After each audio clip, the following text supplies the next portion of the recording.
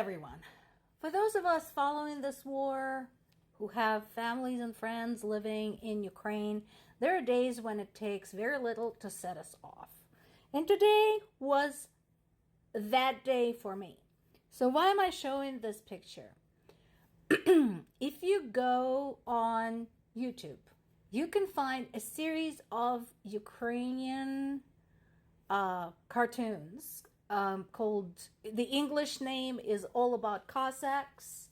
The Ukrainian name is Yak Kazaki, and it's cute. It's about three friends, three Cossacks who get into all kinds of problematic situations and manage to resolve them all because each of the three has their own skill set and they all contribute, to the solution. So it's adorable. But the reason it's important to me personally is because I'm originally from Zaporizhia.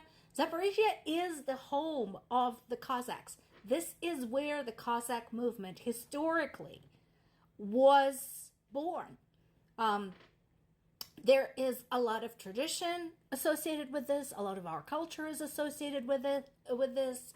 On the island of Khortytsa, in the middle of the Dnipro River, there is a museum dedicated to the Cossack history.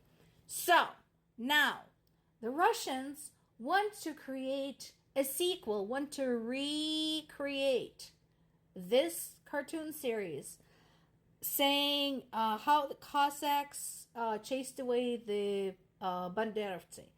Banderovцы is the word summarily used for Ukrainians, particularly for Ukrainian nationalists, but at this time in history, it's used for Ukrainians in general.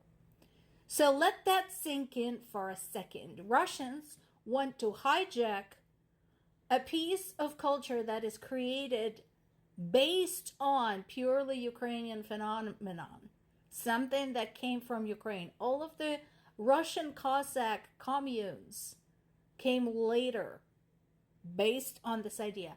And they want to create a cartoon for children that, as they have admitted themselves, focuses on denazification of Ukraine. The whole thing reminds me of the anti-Semitic propaganda in Germany, the cartoons, the posters, etc. My question to them is not, why not save the money and instead film a documentary about what is going on in Zaporizhia and in Zaporizhia region right now? Because this is going on. The last time I talked to my parents on Sunday, they were saying basically they're being bombed every single day. And wherever they can't use the expensive guided bombs, the Russians are using cheap and easily available, fairly outdated fire bombs. Basically, the whole purpose of the bomb is to start fires. And our region is unfortunately very, very prone to droughts. So you can imagine the devastating impact that would have. This happened just yesterday in Zaporizhia. Once again, they bombed the shit out of it and injured a bunch of people and murdered a 13-year-old girl. Why don't they film something for their children about that? In addition to that, 2 apartment buildings were destroyed. So again, now we have more people who are now homeless because we didn't have enough. Or if Zaporizhia is not bad enough for them, how about they film one in Kharkiv too? I'm sure there is a part of Kharkiv culture they too would like to hijack. How about this? This is what they did. And the inscription under the pictures is something I am beginning to agree with. Russians are not people. They're monsters. They're rotten. This is the result of Russia's attack against Kharkiv.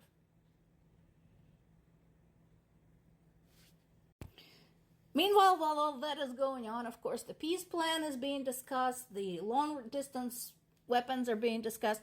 And again, here I agree with Zelensky, and this is obvious. Yes, thousands of lives have already been lost, and we will continue losing lives until we're able to defend ourselves full scale with everything available to us.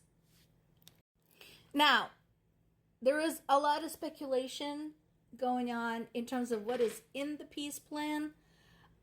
Based on what I've read, Zelensky has shared it with Biden, Harris, and Trump. I just hope it wasn't exact copies of one another. Or I'm also hoping that there is something additional that is being discussed with the current administration that is not disclosed to Trump. Now, we also have, in addition to the visit to the White House, etc., the UN Assembly coming up. And, they're going to get together and talk about the vision of the future, blah, blah, blah, blah, blah. Through this entire conflict, UN had descended to entire new levels of uselessness. I don't understand why this organization even exists anymore. Because my question to the UN members is, does your plan for the future include a Russia that basically gets away scot-free with whatever the fuck it does? Because that's what it has been so far. Couple of days ago, a UN representative mentioned that convicts that Russia had released to fight in Ukraine, those who had survived, went home and immediately started murdering people. Murdering, raping, robbing, all that jazz. And I'm like, really? It took you that long to figure that out? Those of us who follow these events have been warning about this thing ever since the release of the convicts had begun. Because these were not just like some petty thieves. These were serial murderers. Some of them cannibals. I am not joking. This is verifiable. And now you're surprised that they come home and they get bored and they murder someone? Really? Moreover, now that they're war heroes in Russia, they get shorter sentences if they get anything at all. And this UN is what is okay with you. Several news sources are also kind of sharing this statement by President Zelensky, and I hope so. But again, whether this is true, depends heavily on Ukraine's allies. Because the truth of the matter is, there is no hope of UN troops interfering, because that is run by the Security Council. And guess what? Russia, after all this time, after everything they've done, after all the atrocities, all of the violation of every possible international charter, is still part of the fucking Security Council. So, UN assistance in this matter is out of the question. Unless they grow some balls in a spine.